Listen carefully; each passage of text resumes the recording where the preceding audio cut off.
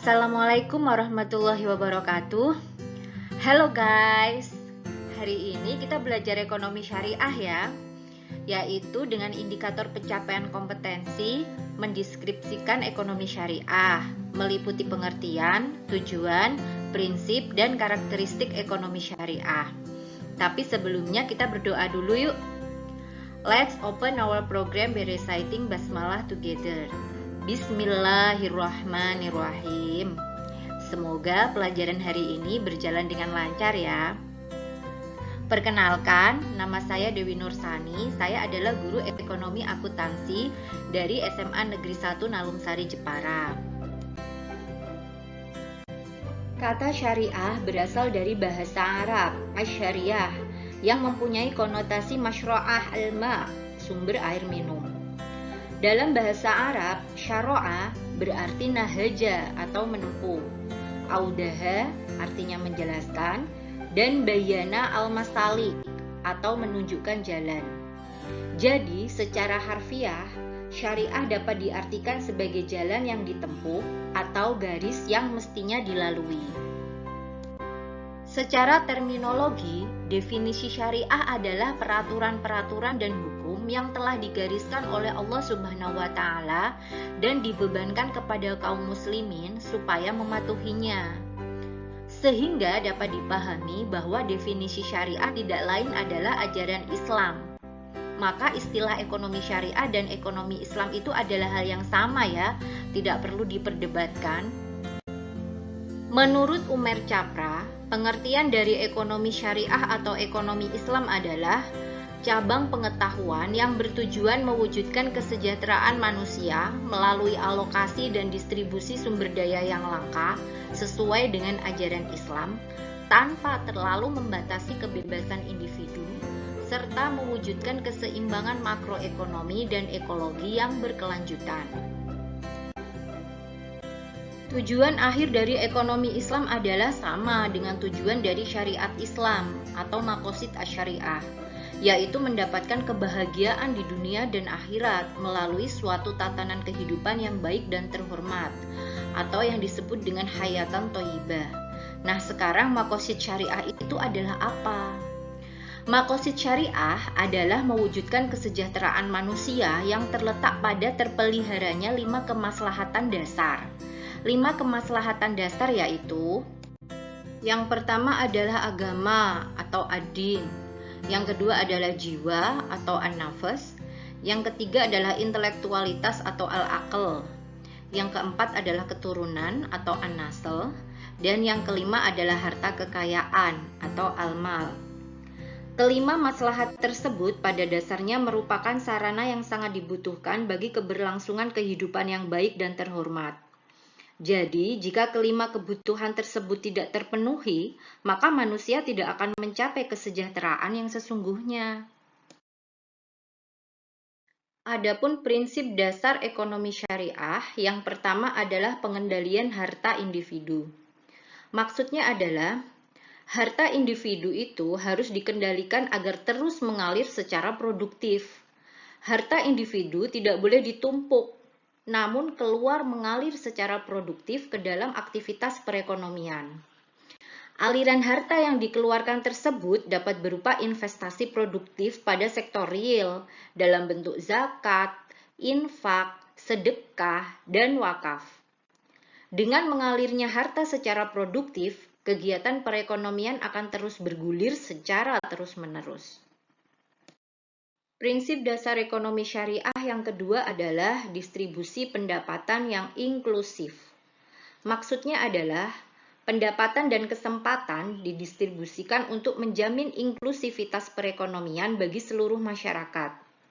Berdasarkan prinsip ini, distribusi pendapatan dari masyarakat dengan harta yang melebihi nisab disalurkan melalui zakat kepada 8 golongan yang berhak menerima, seperti fakir, miskin, amil, mu'alaf, hamba sahaya, ghorim, fisabilillah, ibnu sabil, atau yang kita kenal dengan sebutan mustahik.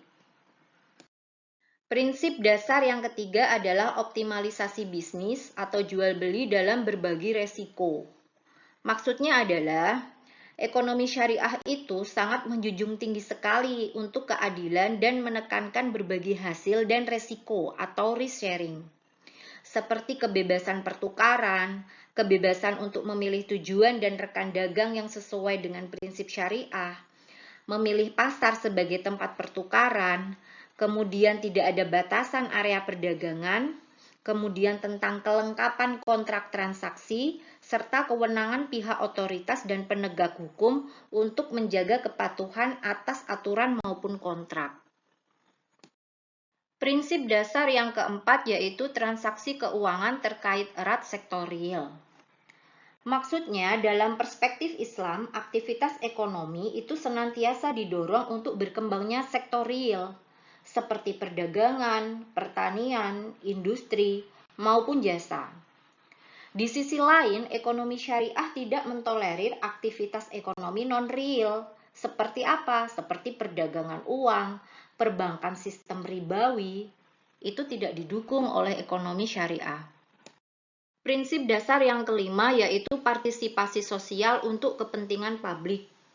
Maksudnya adalah, ekonomi Islam itu selalu mendorong pihak yang memiliki harta untuk berpartisipasi membangun kepentingan bersama. Misalnya seperti mewakafkan tanahnya untuk membangun rumah sakit, atau membeli suku untuk pembangunan jembatan atau tol dan sebagainya. Jadi dalam ekonomi Islam, pencapaian tujuan sosial diupayakan secara maksimal dengan menafkahkan sebagian hartanya untuk kepentingan bersama. Dan prinsip dasar yang keenam adalah transaksi muamalat. Sejalan dengan nilai-nilai ekonomi Islam yang menjunjung tinggi keadilan serta kerjasama dan keseimbangan pada setiap transaksi muamalatnya, khususnya transaksi perdagangan dan pertukaran dalam perekonomian, harus mematuhi peraturan yang telah ditetapkan ya guys, sesuai dengan syariat Islam. Aturan yang lebih khusus dalam mengatur transaksi perdagangan telah ditetapkan langsung oleh Rasulullah Shallallahu Alaihi Wasallam pada saat Rasulullah mengatur perdagangan yang berlangsung di pasar Madinah, yang esensinya masih terus berlaku dan dapat diterapkan sampai sekarang. Guys, masih semangat ya? Yuk kita tepuk ekonomi dulu yuk. Ekonomi. Oke, kita lanjut ya ke karakteristik ekonomi Islam. Yang pertama yaitu adil. Adil di sini dimaknai sebagai suatu keadaan bahwa terdapat keseimbangan atau proporsional di antara semua penyusun sistem perekonomian, serta perlakuan yang sama atau non-diskriminatif kepada semua individu, baik dalam kompensasi, hak hidup layak, serta hak untuk menikmati pembangunan. Yang kedua yaitu tumbuh sepadan. Maksudnya adalah pertumbuhan ekonomi itu harus seimbang antara sektor keuangan dan sektor real, sesuai dengan kemampuan produksi dan daya beli. Pertumbuhan ekonomi itu tidak harus tinggi atau cepat, tapi stabil aja dan berkesinambungan.